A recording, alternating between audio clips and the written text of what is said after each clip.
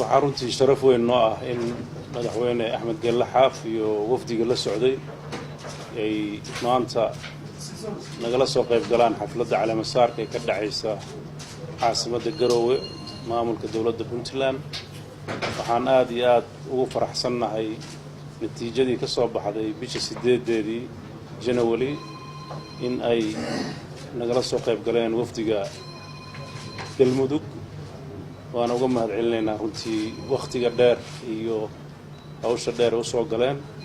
Galmudug waa ay nooga duwan tahay maamulada goboleedyada kale maxaa yeelay daris dhow baan nahay, wax badan baa naga dhaxeeya, si gaar ah ayaan u soo dhaweynaynaa. waa maamul kaliya dhulka iyo cirkaba nooga wada yimid, inta kale waa dad garan kartaan hawada ay soo mareen, marka si gaar ah u soo dhaweynaynaa Xaaf. waan ku faraxsanahay waana inaga mahadcelinaynaa mar labaad. مدن مدحوينه aad iyo aad baan idinkaga mahadcelinaynaa maanta sida dhiiran oo aad noo soo dhaweyseen oo quruxda badan. annagu aad iyo aad ugu xuneen aad u daahnay maanta oo la rabay inaan nimaadno waqti hore si maaragtay dadku aysan ugu jectayn. ummadana aad iyo aad baan ugu mahadcelinayaa maanta aad iyo aad ugu dhibtootay meeshaan. sida madaxweynuhu u sheegay Puntland annagu daris baan nahay, wax walbaan nahay, waa oodaan noo kala rogan, wax kale ma jiraan.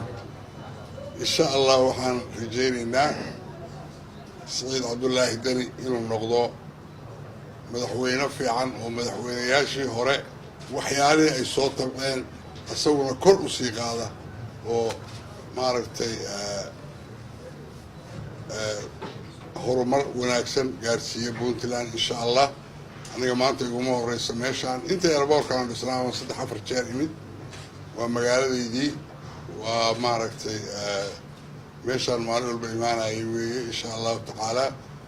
aad iyo aad baan idinku mahadcelinayaa haddaad tihiin reer Puntland, saxaafadda iyo inta meesha joogta iyo madaxweyne ku-xigeenka iyo dadka oo dhan iyo intii aan magacooda soo qaadin.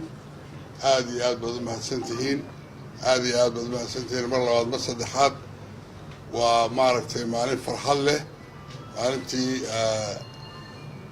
ugu quruxda badnaydoo ma soo martay in noqotaan ilaah ka rajeedina. aad iyo aad baad u mahadsantihiin.